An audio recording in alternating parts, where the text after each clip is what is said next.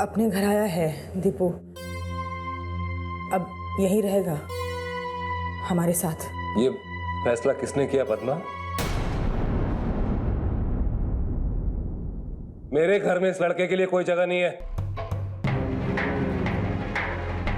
पापा प्लीज ऐसा मत कहिए, गलती तो हर किसी से होती है ना। माफ कर दीजिए ना दीपू को। ज्योति, इसने जो कुछ भी किया है ना, चाहे दुनिया इसे माफ कर दे, लेकिन मैं इसे माफ नहीं कर सकता।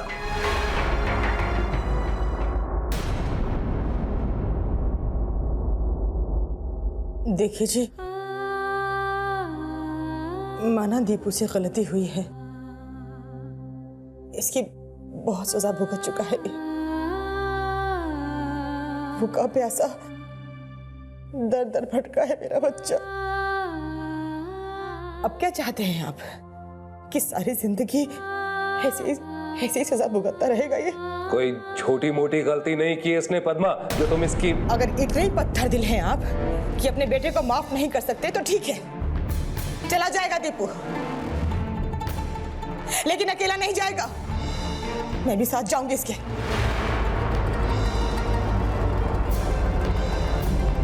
चल दीपू। माँ क्या कर रही है आप? कहाँ जा रही है? आप कहीं नहीं जाएंगी। पापा प्लीज ऐसा मत कहिए, रोकिए ना माँ को। माँ अब कहीं नहीं जाएंगी। पापा प्लीज ऐसा मत कहिए। आपको पता है ना माँ की हालत कैसे हो गई थी, लेकिन दीपू को सामने देखते ही माँ की तबीयत एकदम से ठीक हो गई। और फिर डॉक्टर ने भी कहा है कि माँ को कोई स्ट्रेस नहीं होना चाहिए। प्लीज पापा। और फिर संदीप अगर अपने पुराने रास्ते को छोड़कर नए सिरे से जीवन की शुरुआत करना चाहता है तो हमें उसका साथ देना चाहिए ना।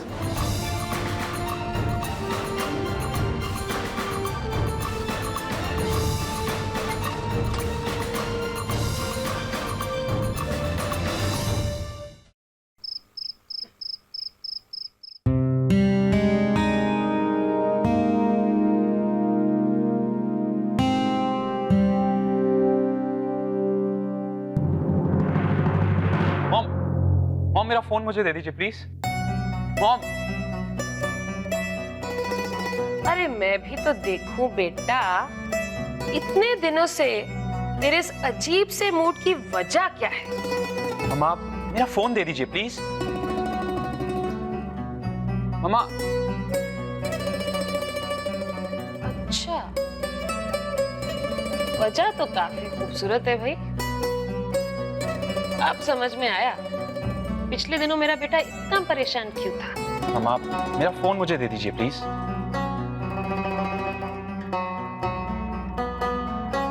कहाँ मिला इससे? क्लब में कब? कुछ दिन पहले। और क्या? अरे और कुछ बता। मॉम उसने मिलने का प्रॉमिस किया था, प्रोग्राम भी फिक्स हो गया। अच्छा। यहाँ तक कि मैंने उसे अपना सेल नंबर दे दिया। ओहो। लेकिन जब मिलने की बारी आई, ना तो वो आई और ना ही उसका फोन। बस इतनी सी बात? अरे ना आने के 1000 कारण हो सकते हैं। हो सकता है वो बिजी हो सकता है वो शहर के बाहर गई हो, या बीमार हो। ये भी तो हो सकता है अब वो मुझ में इंटरेस्टेड ही नहीं है। हाँ ये हो सकता है, लेकिन ये बात सही है या गलत ये तो नहीं जानता ना तू। बट मॉम एटलीस्ट एक बार तो उसे मुझे फोन करना चाहिए था, सिर्फ एक बार। नंबर गुम हो गया होगा भाई, उसने फोन नहीं किया तो तूने फोन क्यों नहीं किया, ये पूछने के लिए कि बात क्या है। सेल फोन रखना उसे पसंद नहीं है। लो। उस दिन के बाद मैं भी क्लबिंग करने नहीं गया। सोचा अगर उसे मुझ में कोई इंटरेस्ट नहीं है अगर तू उन लड़कों में से है जिन्हें इस अगर पर इतना भरोसा है ना, तो फिर क्लब ना जाके तूने अच्छा ही किया। लेकिन अगर तुझे सचमुच उस लड़की में दिलचस्पी है ना, तो तुझे नहीं लगता तुझे थोड़ी सी और कोशिश करनी चाहिए थी? वैसे तेरी मर्जी, लेकिन अगर तू मेरी सलाह चाहता है तो मैं बता रही हूँ। समझ गया ना क्या करना चाहिए तुझे? आई लव यू माँ। जाओ जल्दी से। और देख, आज नहीं मिलेगी तो कल, कल नहीं मिलेगी तो परसों, परसों भी नहीं मिलेगी तो तरसों, लेकिन मिल ही जाएगी।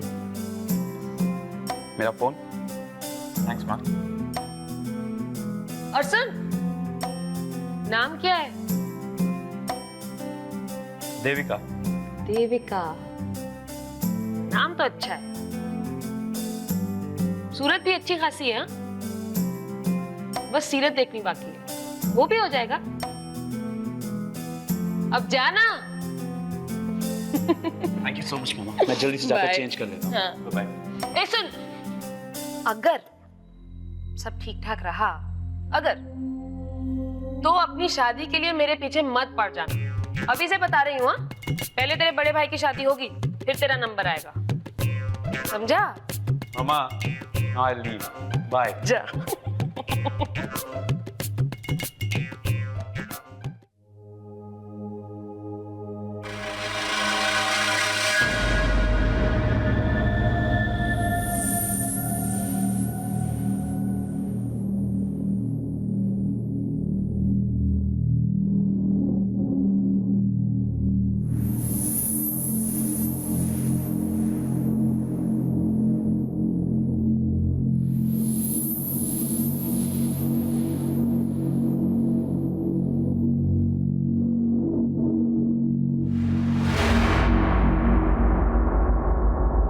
अरे तूने खाया कहाँ है बेटा?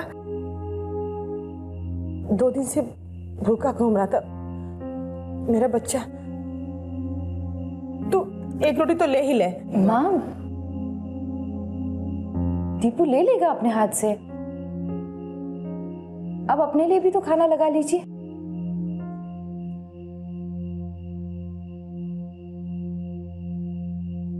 अरे अब खाना, बैठा क्या है, खाना। बस माँ, अब वो खाया नहीं जाएगा।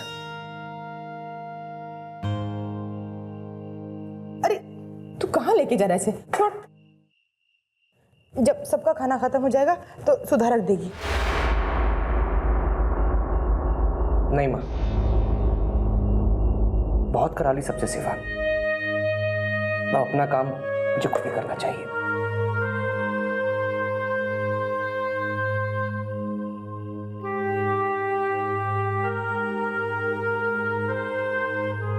दो दिन में कितना बदल गया मेरा दीपू।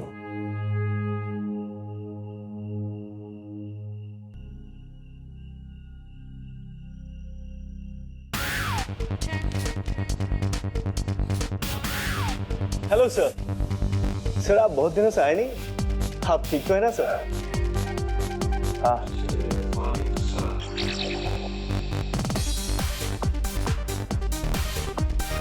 तुम्हें वो लड़की याद है जो कभी कभी यहाँ डिस्क में आया करती थी? उसका नाम देविका।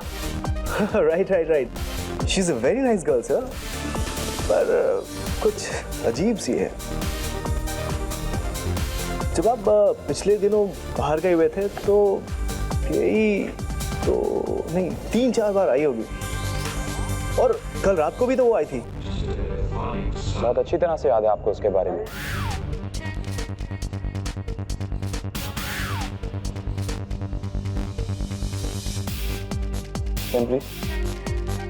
सर बात ऐसी है कि देविका के आते ही इस डिस्क की रौनक बढ़ जाती है, पूरे डिस्क का मूड ही चेंज हो जाता है। तो सर ये सारी बातें तो हमारे डिस्क के फायदे के लिए है ना सर?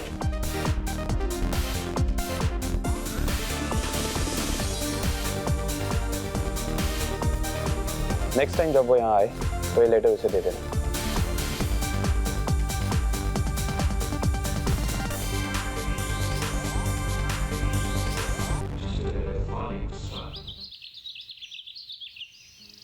अच्छा माँ, मैं चलता हूँ।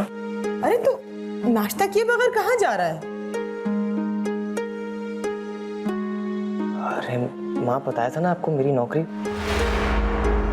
पहले ऑफिस जाकर पार्सल्स कलेक्ट करने हैं, फिर लेटर्स लेने हैं, फिर उन सबको डिलीवर करना है माँ।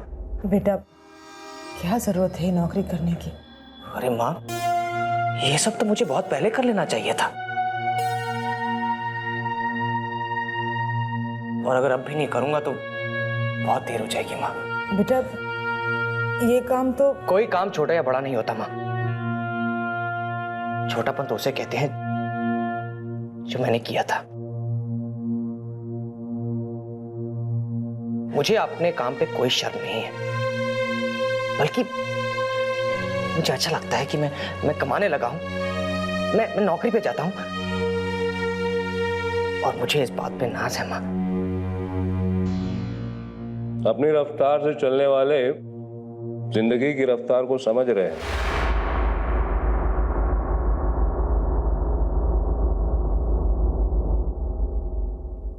आप ठीक कह रहे हैं पापा।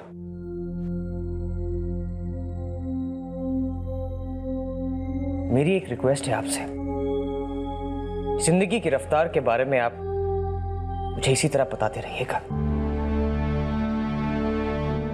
ताकि मैं कभी ये भूल ना सकूं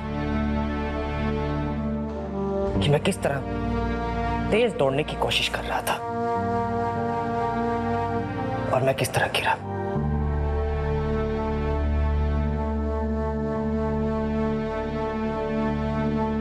मैं दोबारा नहीं गिरना चाहता पापा।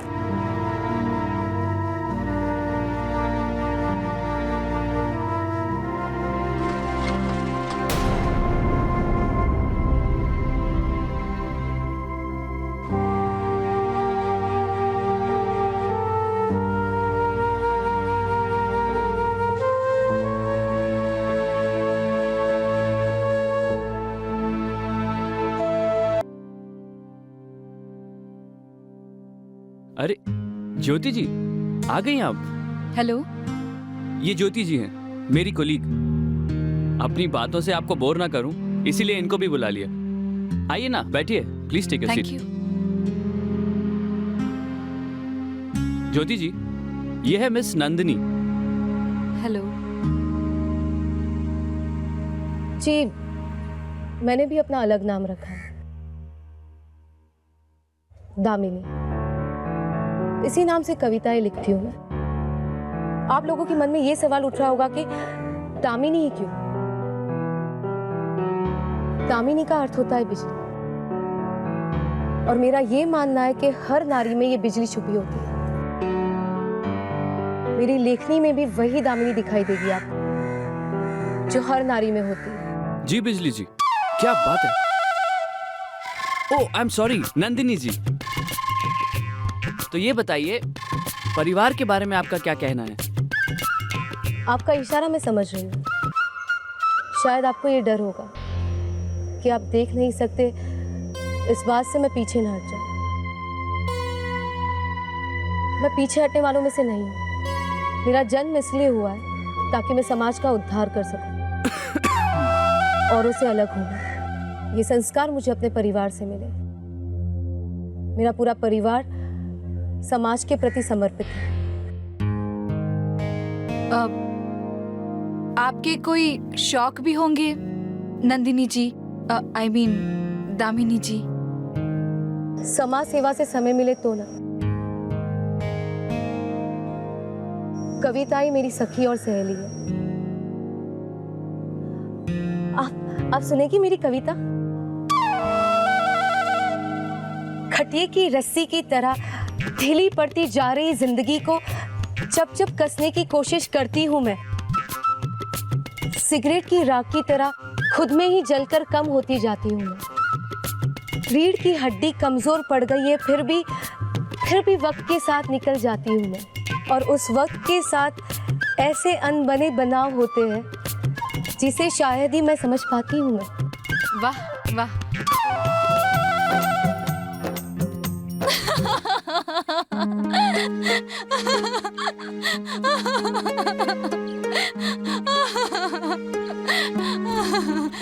अरे सचिन जी, चली गई वो। पक्का चली गई ना? जरा देख के आओ। आपको इतना भी याद नहीं? आपने भी तो बाय किया था उन्हें। और हाँ, जाते जाते फिर मिलने का वादा भी तो किया है। ओह नो बाबा। वैसे लड़की बुरी नहीं है, पढ़ी लिखी है, इंटेलिजेंट है, ऊंचे विचारों की है, और हाँ, सबसे बड़ी बात, इतनी अच्छी कविताएं भी तो करती है। तो क्या ख्याल है आपका, हाँ कर दी जाए? नहीं। क्यों? आपको क्या लगता है मेरे लिए कौन सी लड़की सही होगी?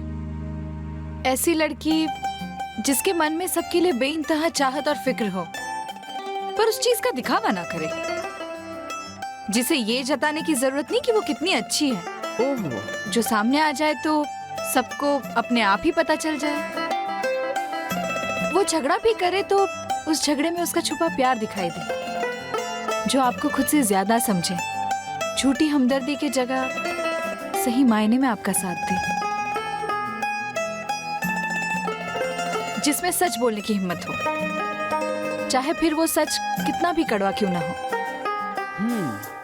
क्या हुआ, आप इस तरह क्यों मुस्कुरा रहे हैं? ये सब आप सिर्फ 3 वर्ड्स में कह सकती हैं, इसके लिए पूरी महाकाव्य क्यों सुना रही है मुझे? 3 वर्ड्स में मतलब? हाँ, आप जैसी कोई।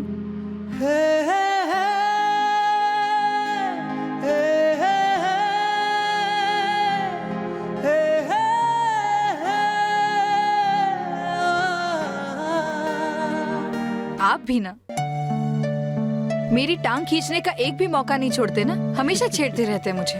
सच में आपको ना कोई नंदिनी दामिनी जैसी लड़की मिलनी चाहिए। जब आपकी जिंदगी की खटिया की रस्सी ढीली पड़ जाएगी ना, तब जाकर अकल आएगी आपको। That was a good one,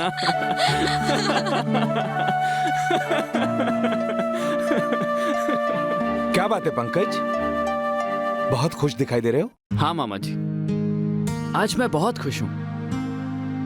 मन कर रहा है कि इस खुले मैदान की सारी हवा अपने आप में समेट लूं। जरा हम भी तो सुने कि आखिर क्या बात है, हमारा बच्चा इतना खुश है।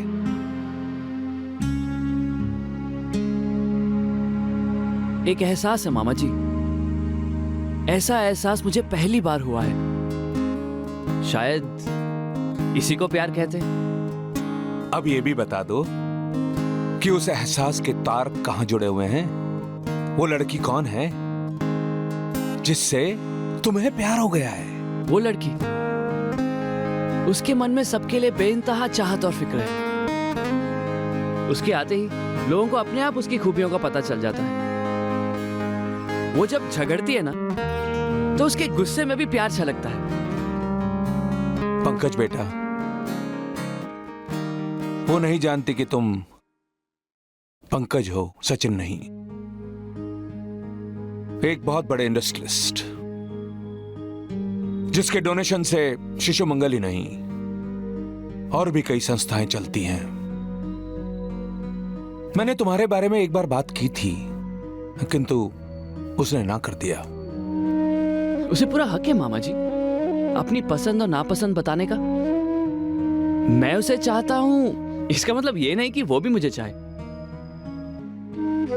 मैं उसके बारे में क्या महसूस करता हूं, पता नहीं कि वो कभी जान पाएगी भी कि नहीं।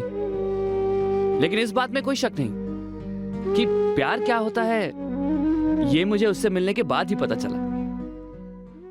इसलिए एक बड़े इंडस्ट्रियलिस्ट पंकज बनने की बजाय मैं एक ब्लाइंड टीचर सचिन बन के रहना चाहता हूं, क्योंकि सचिन के पास ज्योति का साथ है जो पंकज के पास नहीं है।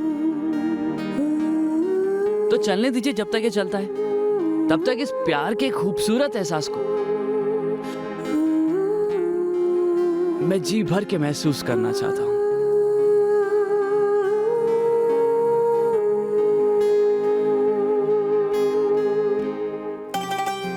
ज्योति दीदी ये लीजिए। थैंक यू, पर किस लिए? बस यूं ही। दीदी ये भी आपके लिए। अब ये किस खुशी में? बस यूं ही।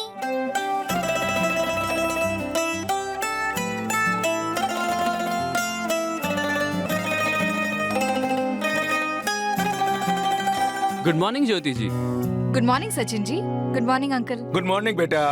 आई विश कभी मैं आपको पहले गुड मॉर्निंग विश करूं। ट्राई करते रहिए, कभी ना कभी सक्सेस मिल ही जाएगी आपको। वैसे आपके सामने चांसेस तो कम है। बेटा ये फाइल लो, इसमें अपडेटेड स्टेटमेंट्स हैं बैंक के, इसे देख लेना। अकाउंट्स के लिए भेजना है।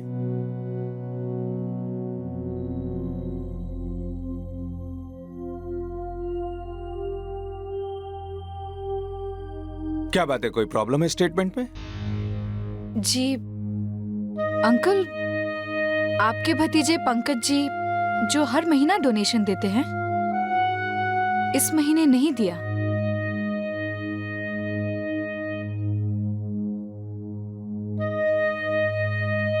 अरे इसमें चिंता की कोई बात नहीं, पैसे आ जाएंगे। चिंता कैसे ना करो, हर महीने 1 या 2 तारीख को डोनेशन आ जाता है और आज तो 7 तारीख है।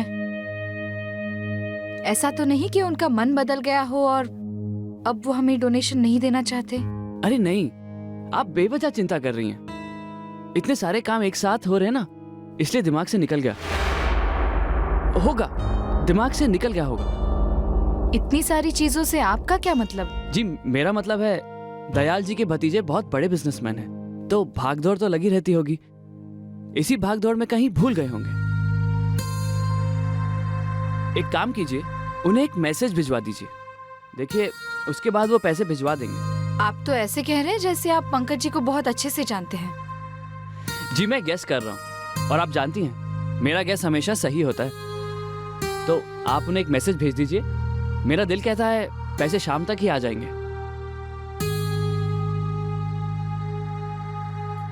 ठीक है।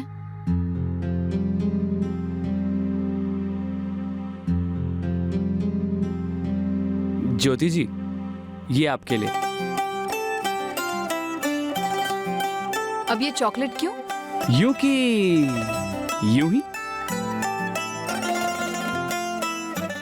अपने पसंदीदा शो के फुल एपिसोड देखने के लिए अभी डाउनलोड करें दंगल प्ले ऐप।